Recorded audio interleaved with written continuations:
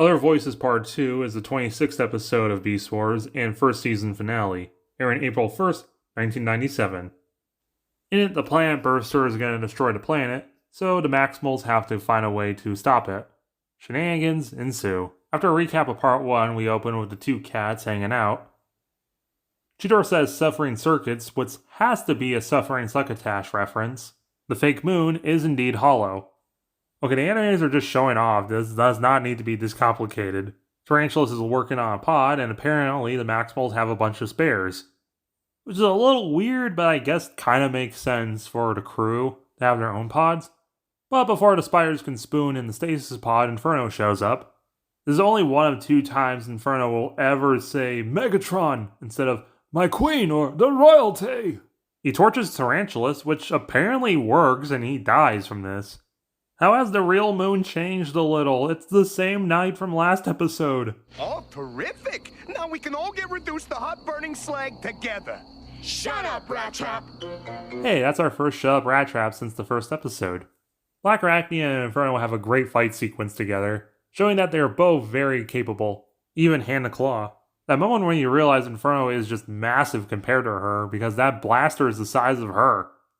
Black Arachnia continues working on the pod, until she gets caught. Optimus comes up with the idea of basically he's gonna fly the pod into the station and blow it up with it. All the Maximals but Rat Trap volunteer, but he says no dice. So they get Black Arachnia to continue working on the pod.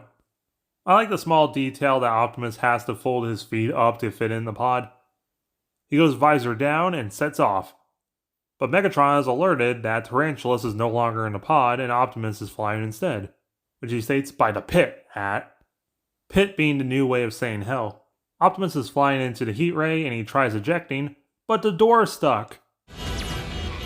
Ironic, isn't it?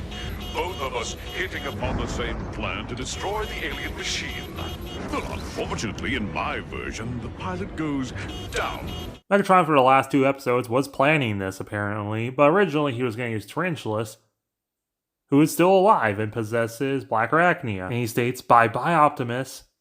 So Tarantulas knew that Megatron knew he was going to use the pod to try and escape, so Megatron is going to blow up Tarantulas. So Tarantulas is playing 4D chess, and I think my head's exploding. Also, the bye-bye line is not Tarantulas' normal actor, it's Scott McNeil filling in. I don't know what they were busy with, but I guess. Honestly, Scott does a great job, and I didn't even realize until someone pointed out it was a different voice. The Beast Wars are over, Optimus. You lose. 10. Nah, he'll be fine. He's Optimus. He's the leader of the good guys. He'll be fine. It's the season finale. What are they gonna do? Blow him up?